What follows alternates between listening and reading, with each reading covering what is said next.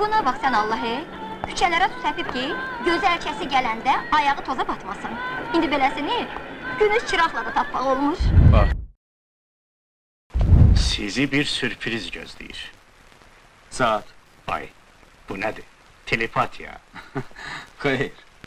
İntuisiya. Ona hamısını demişəm. Bittə hamısını yazdı, altından da qol çəkdirdi məcburi. Nədir? Olmaya savadı çatmayıb, pis yazıb, hə?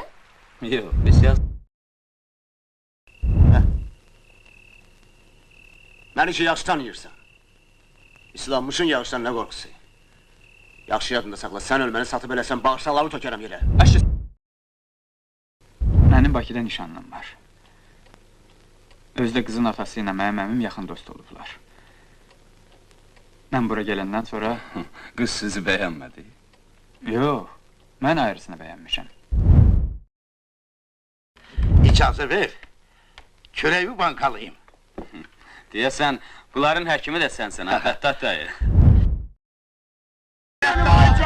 Adını Kurs Cəbraylı qoymusan, amma arvad kimi uşaq arxasında gizlənirsən. Sözünü bil danış, darıxma. Belə havada yatmaq olar. Görün necə gün çıxır. Hava da insan kimidir. Ona bel bağlamaq olmaz. Yəni insanlar belə etibarsızdır. Əmərli orqan işçisi olub, bu da əhəmiyyətlidir. Buyurun. Sağ olun, çəkən deyiləm. Mən də çəkən deyiləm. Deməli... Çox xoş gəlib, səfa gətirib, belə gözümüz üstə yeri var. Bu kişi ayrı aləmdir. Bunun söhbətlərinə qulaq asmağın özü institut qutarmaq kimi bir şeydir. Özü də qonaq evinin böyüyüdür. Həm bax... Otur.